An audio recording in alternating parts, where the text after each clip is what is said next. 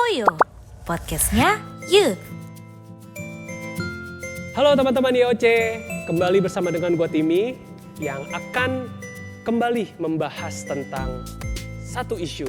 Nah teman-teman IOC, mungkin kalau yang udah pernah sering ikut nih podcast Poyo, teman-teman udah tahu ya beberapa hal isu yang sudah kita bahas. Nah hari ini kita juga akan membahas isu yang zaman sekarang ini lagi lumayan penting gitu ya. Nah isunya adalah tentang break the stigma about mental health. Nah tapi pada saat kita syuting hari ini dan kita ngebahas ini, tentu aku nggak sendirian. Aku punya seorang penolong lah yang akan membantu kita ngebahas soal ini. Oke, jadi karena itu aku mau memperkenalkan dulu nih narasumber kita ya, orang yang sudah ahli di soal mental health. Oke, langsung saja ya dengan Ko Michael Christian. Halo Ko Michael. Mimi. Halo teman-teman IOC. Oke, Ko Michael katanya peribahasa ngomong tak kenal maka tak sayang. Oh gitu ya. Nah, ya. Jadi mungkin Ko Michael boleh nih sedikit memperkenalkan diri. Ya banyak juga nggak apa-apa sih, terserah kok. Silakan. Halo teman-teman IOC, nama saya Michael Christian. Kebetulan belakangnya Yuwono, jadi sama-sama Timi. Tapi kayaknya bukan saudara, nggak tahu lah ya. Abis ini kita ngomong saudara atau bukan. Saya adalah pendiri Gading Counseling and Empowerment Center. Jadi saya di bidang mental health. Gading Counseling sendiri dari tahun 2020. Tapi saya di bidang mental health dari 2004. Jadi mungkin 20 tahun ya. Lulus sekolah psikologi, terus segitu langsung konseling, lalu masuk sekolah magister konseling begitu. Saya juga seorang pendeta muda di satu gereja di Jakarta Pusat gitu ya. Jadi berusaha mengintegrasikan dan menjembatani gitu ya antara kekristenan dengan konseling, antara spiritualitas dengan psikologi gitu ya. Jadi belajar begitu. Dan memang keseharian saya berurusan dengan ya mental health. Ya baik anak muda gitu ya, kayak kita dewasa gitu ya, juga couple, terus juga pasangan nikah, ya setiap periode kehidupan kan selalu ada sisi itunya ya. Gitu. Jadi ngomongin mental health ya ngomongin sehari-hari lah sebenarnya ya. Oke. Nah berarti ini teman-teman ini orang yang bisa dibilang tepat lah ya untuk kita ngebahas soal mental health ini gitu. Nah tanpa berlama-lama lagi nih Ko Michael. Jadi memang kita menemukan satu isu yang cukup menarik ya saat ini ya soal mental health. Karena sangat gampang mental health ini tuh dikatakan gitu.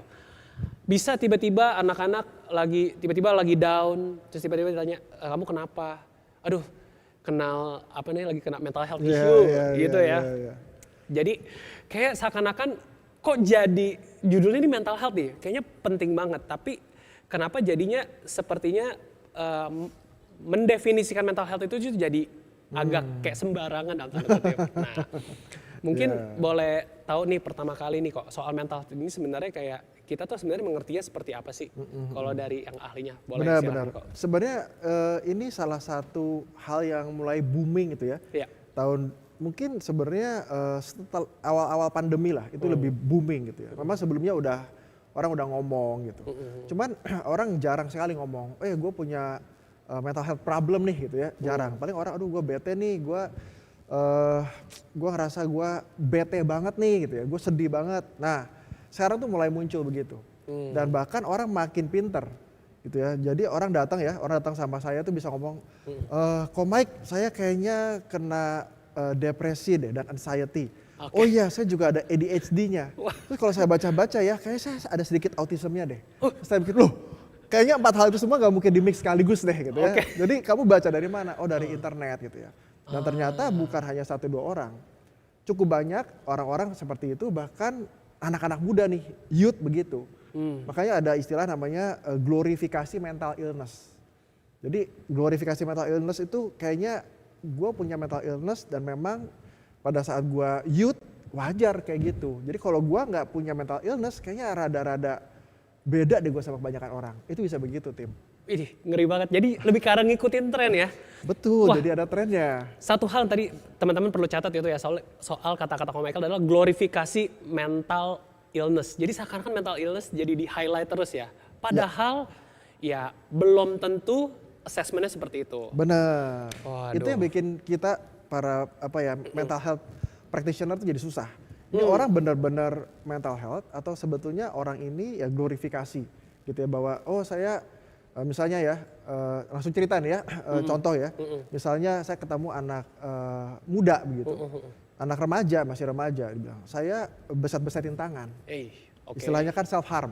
Ya, self harm. Nah, begitu ketemu psikolog ditanya gitu, ketemu konselor ditanya kenapa gitu. Karena teman-teman saya begitu, kalau saya mau diterima di teman-teman, saya juga pakai cara yang sama.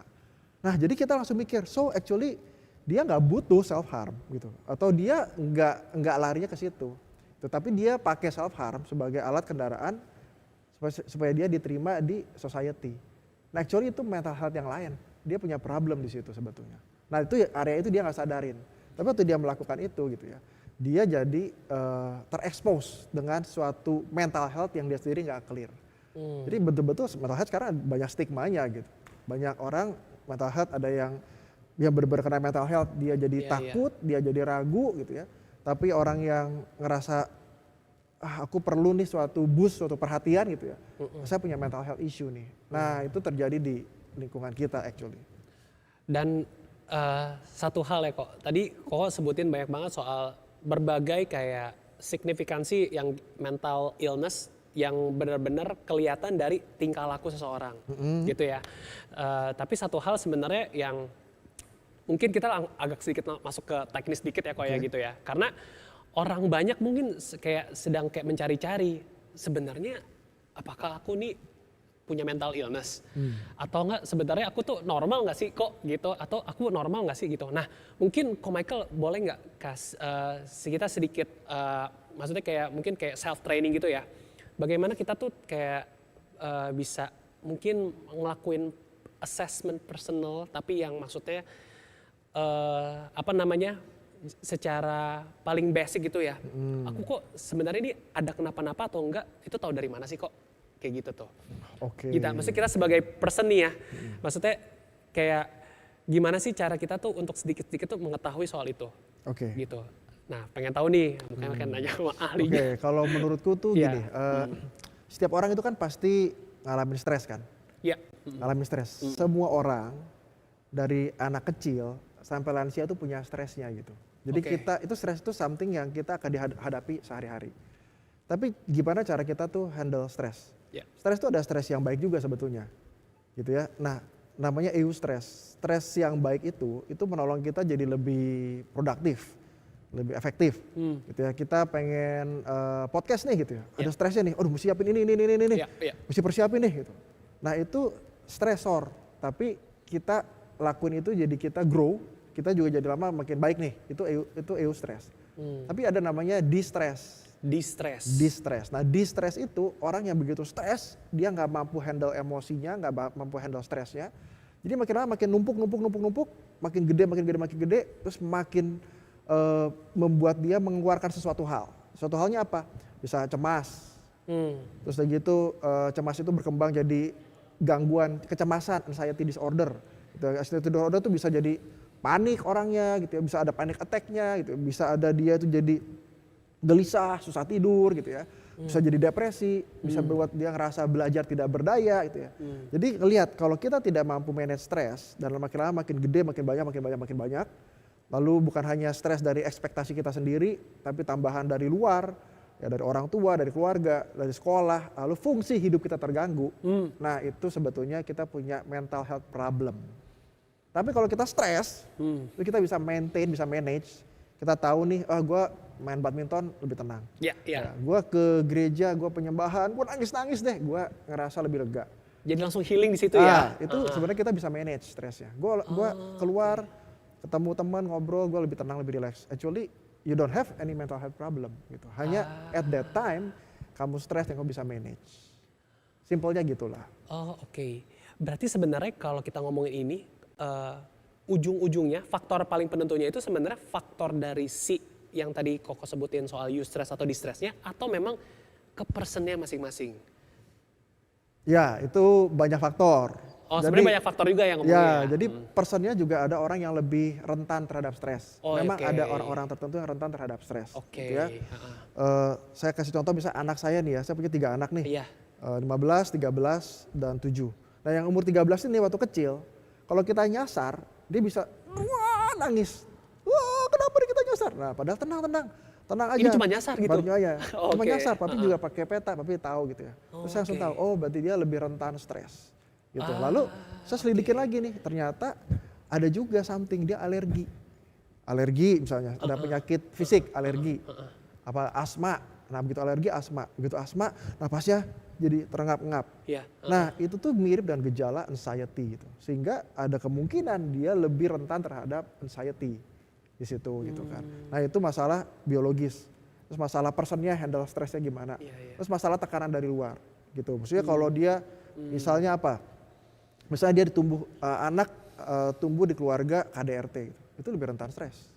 Oh iya, karena memang sudah ada tekanan itu Betul. ya dari ya Nah benar. begitu dia keluar, misalnya apa ke gereja gitu ya, ketemu teman-teman terus tiba-tiba ada yang marah teriak dari belakang, wah lu gereja gitu. Oh dia langsung kayak nggak bisa handle dirinya, panik gitu ya. Nah actually dia punya bakat mental health gitu, punya mental health problem gitu. Sehingga di depan pada saat pemuda misalnya itu bisa jadi tunggu pemicu apa itu bisa keluar dan tiba-tiba dia punya misalnya panic attack, lalu ternyata anxiety gitu. Atau namanya OCD kalau kamu tahu. OCD, ya. Ya obsesif kompulsif gitu ya. Iya, Wah, harus obsesif rapi, kompulsif. kalau nggak dimarahin orang harus rapi, bersihin semua, di set semuanya gitu ya. Ini meja nih harus pas banget nih, nah gitu ya. Ya. Itu bisa jadi. Tadi enggak kan? Tadi cuma beresin cuma pas, yang penting di tengah aja sih. Ya. Oh, Oke. Tapi yang hal-hal kayak gitu mempengaruhi sebetulnya. Cukup banyak faktornya. Personnya, lingkungannya, pola asuhnya, biologisnya gitu. Oke, berarti ini kalau misalnya teman-teman juga dengerin dari tadi ya, begitu banyak faktornya ya yang bisa mempengaruhi ya, baik faktor dari luar, faktor dari dalam, dan maksudnya memang ya yang tadi kayak Koko bilang, setiap orang tuh memang punya stresnya sendiri. Oke. Nah, biasanya nih kok, ini aku masuk ke dalam satu, sebenarnya bisa dibilang nih kayak satu stigma juga gitu kan, makanya kita mau bahas nih di sini bareng-bareng soal counseling. Nah, sekarang tuh orang menganggap kayak orang ikut counseling, wah jiwa lu nggak bener gitu. Banyak banget yang suka ngomong kayak gitu kan. Maksudnya ada orang-orang yang masih menganggap kalau misalnya kayak seseorang ikut proses counseling, artinya ada anggapan bahwa wah ini kenapa ini orang gitu. Jadi dianggapnya seperti ada stigma kayak gitu. Mungkin tidak merendahkan, tapi memang dianggapnya kayak berbeda aja. Seakan-akan kayak dalam tanda kutip mungkin tidak normal atau kayak gimana kok. Nah gitu. Jadi maksudnya mungkin nih karena langsung ketemu sama konselornya sendiri. Mungkin bagaimana sih sebenarnya kayak kita tuh melihat dan soal istilah counseling itu kayak gitu. Boleh kok. Sebetulnya ya kalau ngomongin itu, biasanya banyak orang-orang di generasi X ya dari tahun 60-an sampai 80-an, generasi Y sebagian itu punya stigma yang kayak gitu. Jadi seolah-olah kalau datang ke konselor atau ke psikolog gitu ya, wah lu punya masalah, lu punya problem berat tuh, lu cemen, lu nggak bisa handle things in life lu gitu. Kadang-kadang ada kayak begitu gitu ya. Padahal sebetulnya ya kalau kita ngomong konseling, konseling itu buat orang yang normal dan punya masalah. Jadi wajar orang normal punya masalah kemana? Ke konselor sebetulnya. Kalau orang itu tidak normal atau masalahnya itu mengganggu hidup dia gitu ya. Bahkan orang bilang, oh sakit jiwa lu, ya dia kan ke rumah sakit jiwa dong. Iya bener dia sih. ketemu dokter, ketemu psikiater, dia ke rumah sakit jiwa bahkan kalau parah. Tapi kalau orang normal punya masalah gitu ya, dia akan datang ke konselor. Jadi sebetulnya perlu diubah pemikirannya gitu ya. Nah generasi yang sekarang gitu ya, generasi Z, generasi Y juga sebagian itu lebih open. Kenapa? Karena mereka tahu nih, kalau gua ngomong sama teman gua, kadang-kadang teman gua ada istilah baru lagi nih, toxic positivity gitu ya. Toxic positivity. Toxic positivity, toxic tapi positif. Iya, ini mental health itu memang lebar banget. Oke. Jadi kayak misalnya kamu cerita ada masalah gitu, orang itu udahlah nggak usah pikirin lah, udahlah gampang lah, udahlah santai aja, udah jalanin aja, Tuhan tuh pasti tolong lu, udah lu nggak usah kayak gitu. Nah orang jadi ngerasa, kok gue mau cerita nih, gue malah jadi malas cerita nih. Iya. Padahal seakan-akan kayak positif ya. Padahal kayaknya positif gitu. Tuhan pasti tolong, udah tenang, percaya, berdoa, Tuhan pasti tolong. Nah dulu gereja pakai sistem kayak gitu. Nah sekarang orang mulai sadar, oh ternyata perlu konselor-konselor yang dilatih di dalam bidang mental health, sehingga pada saat orang itu cerita, konselor itu ngerti nih, namanya listening skills, gimana dia aktif listening, mendengarkan tapi aktif. Jadi artinya apa? Oh dia bukan dengerin kata-kata kita doang gitu. Tapi dia ngerti gimana cara kamu mikir, gimana cara kamu ngerasain, gimana dunianya, terus gimana dia bisa refleksiin sama kamu. Ini loh yang terjadi sama kamu, ini loh yang kamu rasain kayak cermin gitu loh. Terus dia bisa berempati sama kamu gitu. Dan dia juga pelan-pelan ngerti nolongin kamu menemukan solusi yang paling cocok sama kamu. Nah itu orang yang di-train sungguh-sungguh gitu. Dan gak semua orang bisa. Ya dong gak semua orang dengerin sampahnya orang sabar, kan enggak.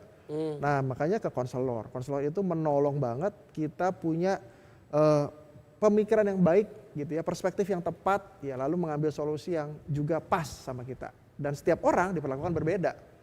Ya ada 10 orang nih depresi, itu 10 reason yang berbeda tim. Jadi that's why orang datang, kita perlu tahu nih si konselor. Nah kalau orang nggak belajar, oh teman gue depresi, gue suruh olahraga. Lu depresi olahraga, lu depresi olahraga, lu depresi olahraga, padahal beda-beda. Nah makanya perlu counseling dan dengan konselor yang memang train, yang baik. Oke, berarti ini sifatnya benar-benar menjawab kebutuhan orang tuh secara subjektif ya kok ya. Tidak bisa dijadiin objektif juga gitu ya. Karena setiap orang memang subjektif maksudnya apa tuh? Subjektif tuh maksudnya kayak gini. Terkadang tuh kayak kita tuh menemukan kayak ada rumusan-rumusan untuk kayak menjawab permasalahan gitu loh kok. Oh oke, resep, ada resepnya. Iya kayak gitu, maksudnya kan kayak sekarang kan orang misalnya kita ngomong, ya kan kalau kita ngomong resep, orang bikin kue A, itu ada resepnya, resepnya A gitu. Maksudnya kalau misalnya kayak kita ngomong, jangan ngomong kue deh, nggak head to head, nggak apple to apple. Misalnya contoh kayak sakit deh, kita ngomong kayak sakit juga deh kok. Sakit batuk nih. Oh iya. Ke apotek kasih obatnya A. Ya pokoknya kalau batuk hajarnya pakai obat ini gitu. Maksudnya kalau misal kita ngomong kita lagi juga di dalam merasa mengalami mental health problem, kan kita seakan kayak bilang saya kok berasa ada aneh ya gitu. Nah kalau misalnya si konselor berarti kayak yang Koko bilang nggak bisa ngomong, oh kalau gitu kamu obatnya pasti A nih, pasti A karena kamu sakitnya ini gitu. Nggak bisa kita ngomong kayak betul, gitu. Betul. Kan. Oke, kalau yang dimaksud subjektif begitu benar. Jadi memang nggak bisa pakai resep gitu. Kayak seolah-olah custom made gitu. Karena semua orang unik kan. Betul. Gitu. Meskipun ada orang yang mengklasifikasikan, misalnya pakai DISC gitu, pakai MBTI, pakai apapun lah gitu ya. Tapi memang orang unik gitu. Mukanya nggak ada yang sama gitu. Keluarganya, orang tuanya beda gitu. Situasi kondisinya beda. Namanya konselor itu pekerjaan sulitnya itu yaitu memahami, mempelajari dan bisa pecah-pecah mana sebetulnya gitu. Jadi problem itu dari mana gitu. Yang satu depresi karena dibully, yang satu depresi karena orang tua KDRT, itu beda tuh. Ya itu kan, judulnya sama-sama depresi padahal. Depresi. Tapi kalau misal nanti kita bisa gali kayak dia punya core-nya, ada cara penanganan juga beda gitu. Betul. Kecuali misalnya dia ke psikiater ya. Ke psikiater itu jadi ada teman-teman mesti tahu nih ada konselor, ada psikolog, ada psikiater. Gitu ya. Konselor tuh tadi menangani orang yang normal punya masalah. Yang kedua psikolog itu dia boleh melakukan asesmen. Sama kayak gini, tambah bisa melakukan asesmen dan juga melakukan terapi-terapi tertentu. Terapi ada khususnya ya. Ya pelatihannya agak beda. Yang psikiater backgroundnya dokter. Terus dia belajar spesialis kesehatan jiwa, namanya dokter SPKJ gitu ya. Nah dia kasih obat. Oh depresi, obatnya A, B, C dia kasih. Oh depresi juga A, B, C. Cuman umur berapa, berat badannya berapa, ini berapa dihitung sama dia, dosisnya beda gitu. Nah orang yang ke psikiater sebetulnya nggak serta-merta langsung beres. Dia perlu ketemu konselor juga. Supaya dia lebih ngerti, bukan dihentikan simptomnya saja, tapi ngerti masalahnya apa, akar utama masalahnya, lalu dibantu. Nah gitu. Nah anak-anak muda sebetulnya ya lebih open. Melihat yang gejala sekarang kayak anak muda jauh lebih open kok berarti ya. Lebih open karena mungkin ya mereka lahir di dunia yang kalau saya Gen X itu kan generasi keterhilangan tuh. Waktu kecil main itu nggak dihitung, baru setelah itu yang ngalamin kayak gini. Generasi Y mulai modern lah gitu ya. Iya. Saya pegang handphone tuh kuliah. Nah generasinya lebih muda. Saya pegang handphone SMP. SMP. Sekarang generasi sekarang anak saya SD pegang handphone. Semua betul. Iya, lahir dari udah fasih banget gitu ya sama ini. Nah mereka banyak open, mereka banyak belajar, mereka banyak lihat, mereka lebih open, mereka mau approach gitu. Meskipun ada sisi negatifnya juga. Iya. Justru satu sisi itu yang Koko lihat juga ya. Maksudnya karena sekarang soalnya itu memang simptom yang kita juga temukan sehari-hari gitu, melihat anak-anak zaman sekarang kayak gampang banget akses ke handphone. Maksudnya ketika dulu kita dikit-dikit kayak punya waktu kosong kemana, ke rumah temen. Ini waktu kosong tinggal pakai handphone seharian kosi kuota cukup kali kok ya. Ya makanya maksudnya itu yang membuat Iya, jadi benar. satu sisi mungkin akhirnya mereka kayaknya emang butuh orang kayaknya buat cerita nih.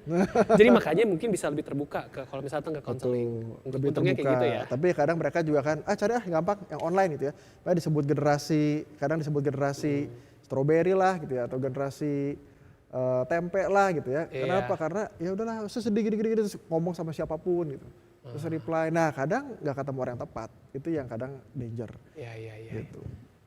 Nah, ada satu pertanyaan yang lumayan penting nih kok terkait counseling. Dan ini biasanya itu kadang-kadang ada orang yang concern juga nanya ini. Ada yang bilang katanya kita pergi konselor tapi sebenarnya itu juga lebih membuat kita tuh tahu tentang apa yang menjadi permasalahan kita gitu ya. Pertanyaannya gitu ya, nggak tahu deh ini bisa dijawab dengan simpel atau enggak. Apakah memang setelah ke konselor ataupun kemana kita bisa sembuh dari hal itu? Atau enggak sebenarnya memang hal itu memang akan menjadi ujian sampai kita kembali kepada Tuhan? Gimana tuh kok kalau yang itu? Iya, kalau ngomong definisi sembuh juga sebenarnya lebar. Yes. Gitu ya. Tapi jadi istilah kalau saya suka ngomong orang itu solving atau coping. Solving itu masalahnya selesai beres dia, Yeah. solve. Coping masalah tetap ada di situ. Orang tua tetap berantem misalnya, tetap KDRT gitu ya. Tapi dia udah nggak terlalu terpengaruh, dia bisa cope, dia bisa ngatasin situasi kondisi itu. Nah, kalau orang ke konseling gitu ya, kesempatan dia gitu untuk mengalami kemenangan dalam hal kayak gitu, dealing dengan dirinya, itu jauh lebih baik. Gitu. Karena dia belajar untuk mengenal diri dia, siapa dia, situasi kondisi seperti apa yang dia alami. Lalu kalau dalam situasi yang berbeda dia akan berperan seperti apa. Dia tahu nih kekuatannya dia apa, kelemahannya dia apa, yang jadi ancaman buat dia apa, kesempatan buat dia grow itu seperti apa. Ya, lalu strategi-strategi bisa dilakukan. Even though orang itu masih muda. Dia ngerti, oh saya ngerti. Gitu. Kadang, oh saya kalau pulang itu akan lebih malam. Nah bukannya dia memang mungkin sibuk terlalu gimana gitu, tapi dia tahu itu menolong kesehatan mental dia lebih baik, gitu ya. Kadang-kadang caranya itu oke. Nah jadi sebetulnya ada hal-hal yang unik lah, cara-cara itu banyak yang unik ya. Jadi ya sebetulnya orang yang belajar ngerti tentang mental health dirinya gitu ya, dengan sungguh-sungguh gitu ya. Lalu ada yang ngebimbing dalam hal ini konselor misalnya, itu benar-benar punya, menurut saya nih dia punya pertumbuhan kesehatan mental lebih baik. Yang punya pertumbuhan iman spiritual lebih baik gitu ya. Kalau saya suka bilang tuh biopsikososial spiritual. Nah biopsikososial spiritual itu jauh lebih baik. Gitu. Bagaimana dia dealing dengan dirinya, physically, psychologically, dia membangun relasi sosial gitu ya. Dia nggak jadi orang yang indifferent gitu ya, yang jadi beda sendiri gitu ya sama teman-temannya gitu ya. Dan secara spiritual juga dia sama Tuhan nggak marah-marah gitu. Nah itu lebih better. Jadi goalnya memang harusnya begitu. I see. Satu hal nih kok, karena kita kan ngomongnya kan sebenarnya di dalam konteks kehidupan bergereja misalnya contohnya ya. Karena kan gini, tadi yang kayak kau bilang ya setiap orang punya stres dan maksudnya ya we need a counselor lah gitu. Untuk misalnya ngebantu kita di dalam mengenal akan hal itu gitu ya. Karena maksudnya nggak banyak orang yang bisa tiba-tiba langsung ngerti gitu. Atau mungkin banyak kan nggak sadar gitu kalau dia memang punya ini gitu. Jadi tapi kan kalau misalnya kadang-kadang dipikir, berarti apakah memang harus ke dalam tanda kutip pergi ke saudara-saudara kita yang memang terpanggil menjadi konselor? Atau enggak di satu sisi sebenarnya setiap kita ini para jemaat kita mungkin bisa belajar untuk maksudnya kayak mungkin makanya ada sebutan mentor gitu ya kok, atau apapun maksudnya sebutan di dalam gereja masing-masing gitu, maksudnya kita juga belajar untuk bisa ya balik lagi ke care sih, peduli sama rekan-rekan kita kayak gitu.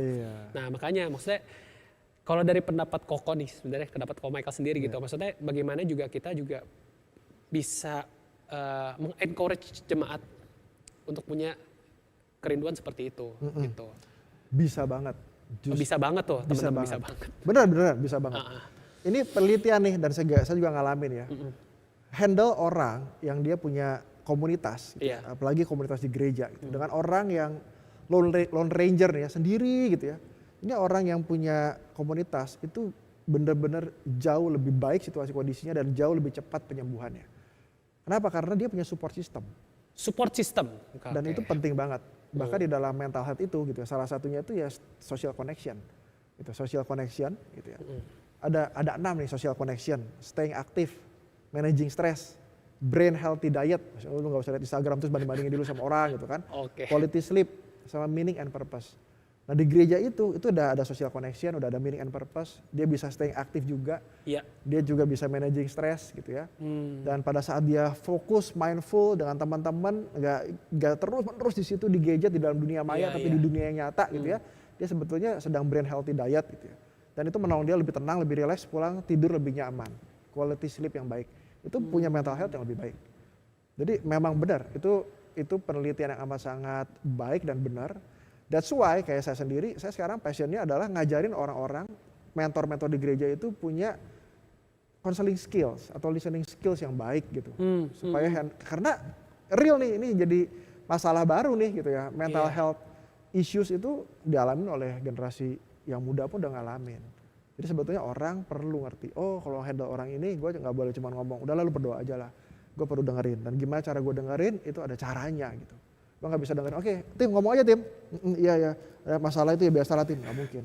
Dimana gue harus tunjukin gestures gue gitu, bahwa gue dengerin gitu. Nah itu kan kalau orang nggak dilatih gitu, Iya. ya beda. Jadi nggak pernah tahu ya. Ya, tapi komunitas penting banget. Wah, kalau nggak itu yang menyebabkan yang namanya toxic positivity. Positivity. Keren Bisa sekali jadi. itu kata-kata guys, toxic positivity. Tapi maksudnya satu hal itu memang itu dilema ya yang terjadi dia. Mungkin itu yang mungkin dialami sama mungkin beberapa anak-anak Tuhan saat itu kok. Mungkin karena saya mungkin mereka tuh ke gereja, mereka tuh lagi berbeban berat, mereka tuh mungkin punya ekspektasi, oh Tuhan aku ke gereja nih, berharap Tuhan kalau misalnya bisa ngomong, misalnya ke aku, Timi, kamu harus begini. Semua orang mungkin punya harapan bisa berharap kayak gitu supaya bisa sembuh gitu ya. Tapi maksudnya kan kalau ya kali maksudnya ada, maksudnya memang itu bisa aja kejadian. Tapi maksudnya kan ya maksudnya ya maksudnya tidak terjadi seperti itu untuk saat ini. Tuhan tidak ngomong langsung ke kalian gitu. Jadi maksudnya hal inilah mungkin yang memang akhirnya kata-kata Tuhan atau kata-kata penguatan itu tuh memang terjadi lewat emang teman-teman komunitas. Seperti itu.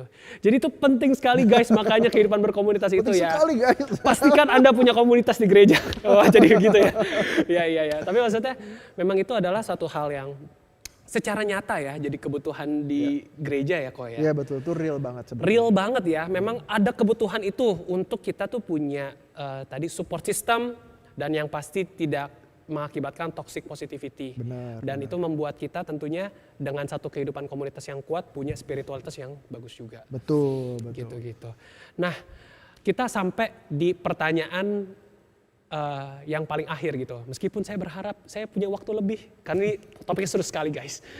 Tapi tentang ini kok, maksudnya kadang-kadang kita sebagai seorang Kristen gitu ya. Maksudnya ya itulah maksudnya dilema yang paling sering terjadi soal kayak toxic positivity gitu. Karena maksudnya tak terbantahkan itu adalah hal yang memang paling gampang orang untuk ngomong. Maksudnya kita mengetahui kita sebagai orang Kristen, apalagi maksudnya kita tahu kalau misalnya kamu percaya, kamu punya Kristus di dalamnya nih. Kamu tidak hidup sendiri, kamu ada Kristus kayak begitu. Tapi memang seringkali mengetahui hal itu aja, betul Tuhan menguatkan, tapi memang butuh sentuhan yang lain. Itu yang menyebabkan kita akhirnya kayak makanya mungkin akhirnya orang membentukkan ya udah pergi butuh ke konselor kayak gitu. Nah makanya mungkin pertanyaannya adalah seperti ini, maksudnya kita nih sebagai anak-anak Tuhan, maksudnya di dalam kita menjalani hidup sebagai anak-anak Tuhan gitu ya, di dalam kekristenan gitu. Maksudnya kita tuh butuh mengetahui lebih jauh lagi gak sih kok, maksudnya kayak bagaimana kita benar-benar hidup di dalam Tuhan dan maksudnya hidup juga yang memang kita tahu nih ada masalah ini gitu. Masalah ini. Ya mungkin kok. Ya pertanyaannya nice lah ya, dan Kristen banget memang kita harus bertumbuh di situ. Tapi aku mau komentarin apa yang kamu ngomong gitu ya. Kalau Tuhan tuh ngomong gitu ya, kita kan lebih enak. Actually sebenarnya Tuhan tuh ngomong, Tim.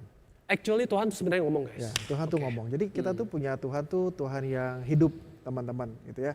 Dan Tuhan tuh peduli banget dengan mental health. Makanya kalau kita baca Alkitab ya, kamu tahu kalau kita baca Elia misalnya. Elia itu nabi yang luar biasa, dia benar-benar melakukan pekerjaan yang besar banget buat Tuhan. Ya sampai ada satu kisah dia itu bunuhin nabi-nabi Baal gitu ya. Dan di situ dia pengen orang-orang Israel bertobat. Tapi yang terjadi adalah Raja Ahab itu ngadu ke istrinya gitu. Raja Ahab nggak mau berbalik dan istrinya yang Ratu Isabel itu mau bunuh Elia. Ya, dia ngomong kalau sampai hari ini ya di 2 raja-raja, kalau sampai hari ini nih kamu nggak satu raja-raja nggak bunuh, saya nggak bunuh kamu gitu ya. Ini kita nggak mungkin lah kita akan kejar kamu untuk bunuh. Nah Elia itu sampai akhirnya marah, kesel, kecewa, ya, depresi sampai dia tuh bilang wah ini udah nggak ada gunanya, gue akan lari keluar, terus gue mau mati gitu ya. Kayak dia lari keluar, dia takut, dia lari keluar dari daerah Israel gitu ya. Lalu sebetulnya kalau dia mau aman gitu ya itu udah cukup karena itu daerah Yehuda tuh udah aman. Tapi dia terus lari ke padang gurun, dia mau mati. Gitu. Memang tujuannya dia pengen mati. Nabi besar itu dia hopeless karena orang Israel nggak berubah, udah berbuat sekuat tenaga sebaik mungkin itu ya. Yang sembelihan itu dikasih air segala macam, api turun dari langit, tetap nggak percaya. Nah dia udah ngerasa hidupnya nggak ada gunanya gitu. Apa yang Tuhan lakukan? Tuhan kasih malaikatnya, kasih roti sama air, kendi, supaya dia jalan. Jalannya kemana? Jalan lagi lebih jauh lagi, dikasih lagi, tidur lagi dia mau mati di padang gurun, dikasih lagi roti sama kendi, jalan ke Gunung Horeb, gunungnya Tuhan di mana Tuhan ketemu dengan Musa. Nah di situ Tuhan datang. Datangnya lewat apa? Api nggak ada, gitu. Gempa bumi nggak ada, angin sepoi-sepoi, Tuhan ada. Nah di situ Tuhan ngomong apa kerjamu di sini Elia? Sangat lembut, dikuatin, lalu diingetin bahwa masih ada nabi-nabi yang nggak sembah Baal, masih ada orang-orang yang menyembah Tuhan, gitu ya, dan dia masih punya tugas. Dibalikin lagi, ayo urapin Yehu cucu Nimsi, urapin Elisa pengganti kamu, urapin raja ini gitu ya. Akhirnya baru dia punya kekuatan baru, lalu dia pergi. Itu Elia. Yunus sama, Yunus memberontak, marah, kecewa, disuruh ke Niniwe, dia kabur ke Tarsis. Wah akhirnya dia sadar, ini karena gua nih yang ada ombak begitu besar gitu. Lalu dia dimasukin dilempar lalu dimakan sama ikan besar itu ya. Terus akhirnya dimuntahin di Niniwe. Di Niniwe apa dia ngabarin Injil? Dia marah.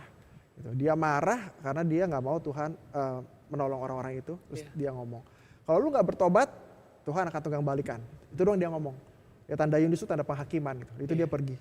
Orang-orang bertobat. Ya mungkin ngelihat, gila ada orang keluar dari ikan hidup terus ngomong bertobat deh gitu. Mungkin ya. Tapi setelah itu apa yang terjadi? Yunus marah. Apa yang Tuhan lakukan? Tuhan deketin Yunus. Tuhan perhatiin mental health-nya Yunus. Tuhan tumbuhin pohon jarak. Tuhan ngomong pelan-pelan. Dan pohon jarak itu bikin Yunus tenang, bisa tidur, istirahat, teduh, hatinya tenang. Besoknya dimakan sama ulet. Dan begitu besoknya dimakan sama ulet, Tuhan dia nggak marah. Kok mana pohon jaraknya saya gitu kan? Terus Tuhan bilang kamu sayang sama pohon yang kalau nggak tanam, nggak tumbuhin, lu sayang. Gimana gua nggak sayang sama manusia yang nggak bisa bedain kanan kiri? Yunus baru diam di situ. The end of the story. Tapi kalau ngelihat gitu ya, Tuhan sangat sayang gitu sama kita nih, anak-anaknya dia. Dan Tuhan perhatiin. Kalau Tuhan mau pilih orang lain bisa aja. Kalau Tuhan mau marah sentil Yunus mati deh bisa aja. Tapi dia perhatiin gitu. Nah di zaman sekarang sama gitu. Tuhan tuh masih bicara sama kita secara personal. Tapi caranya beda. Mungkin bukan pakai ikan, bukan pakai gempa bumi dan ini gitu ya. Tuhan pakai komunitas, Tuhan pakai kita, Tuhan pakai podcast ini gitu. Ini sebetulnya cara Tuhan bicara gitu. Tinggal gimana kita tuh mau dengerin sungguh-sungguh, merefleksikan, buka hati gitu ya. Dan waktu kita masuk gitu ya ke dalam komunitas di mana Tuhan itu pakai, Tuhan bicara, Tuhan hadir, jadi Tuhan bicara gitu. Dan Tuhan sangat peduli sama kesehatan mental kita.